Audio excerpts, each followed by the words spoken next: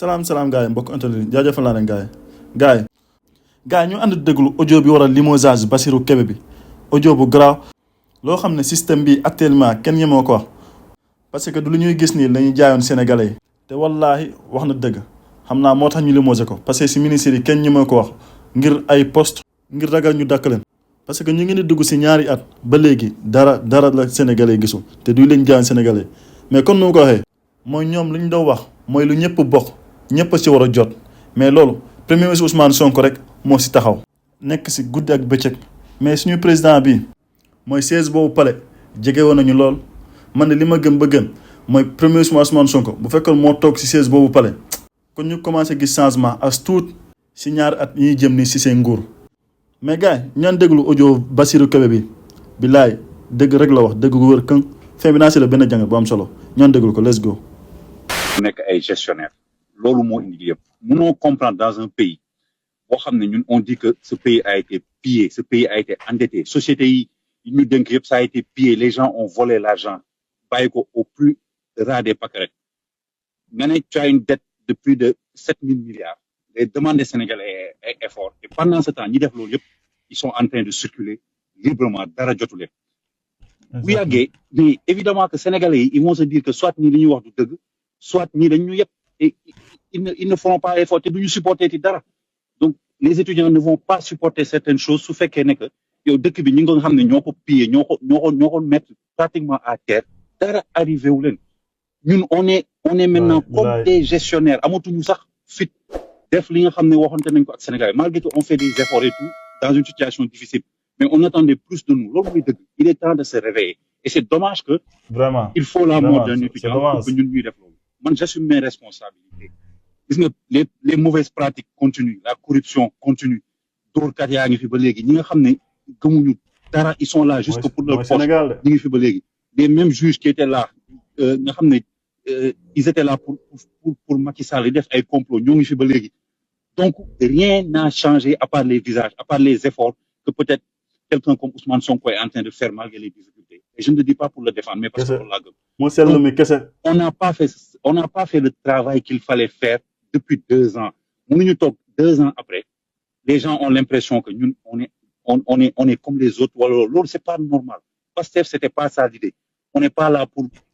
se contenter d'être des gestionnaires te suñu ay postes naan on a fait un meilleur résultat que ñi fi fekk on fera des meilleurs résultats parce que ñi fi fekk ils étaient médiocres donc loolu du ndam bi mooy changer le Sénégal l'administration profondément changer la justice changer les mentalités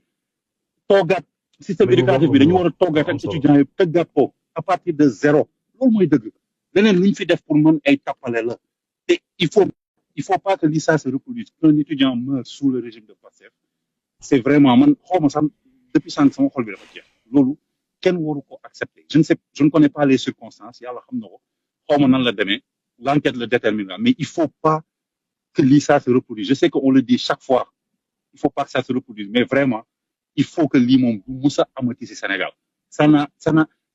kenn mënu ko justifier en fait on peut pas le justifier donc il faut que ça s'arrête il faut qu'on soit conscient lu tax Sénégalais yi teg ñu fi Sénégalais mun na muñ lu nekk parce que mun nañ 60 ans yoo xam ne ay benn élite corrompue moo fi nekk di def leen nekk ci dëgg donc mun nañ munal benn régime boo xam ne ñëw na pour le changement mais changement bi da nga leen koy won dans le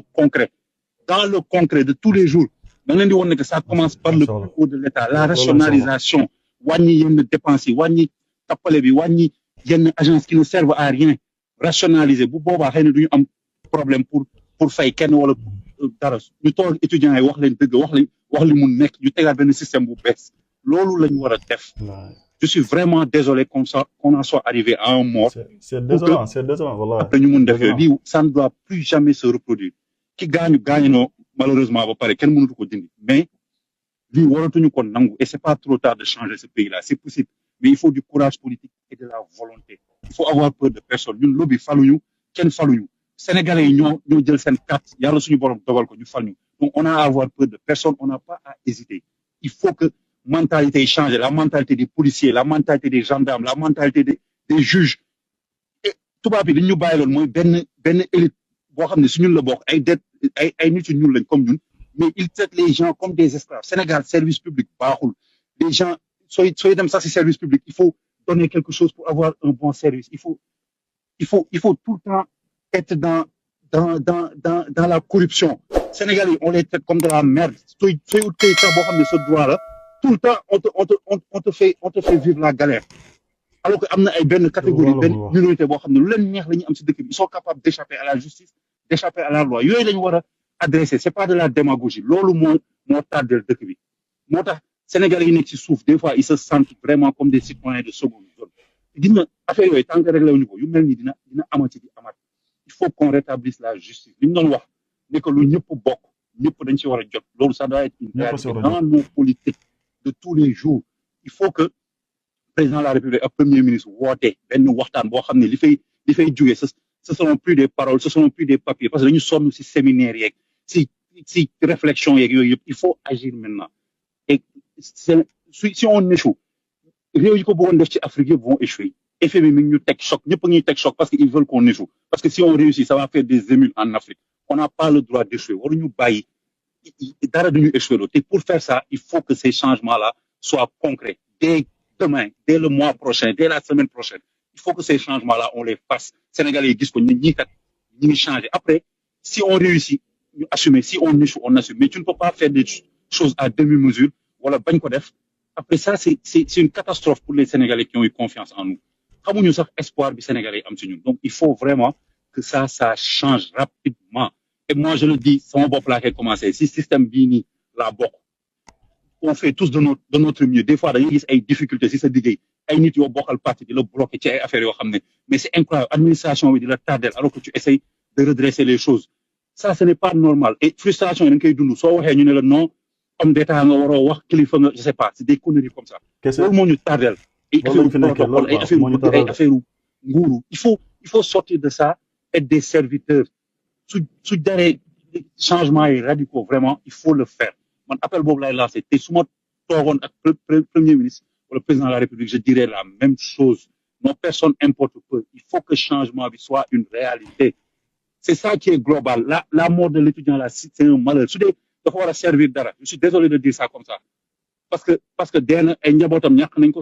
que c'était un futur médecin. Mais ce fait que sa mort doit servir à quelque chose. Ça doit servir à changer définitivement. C'est très long. On se cherche tout le temps des excuses. Mais il faut faire des réformes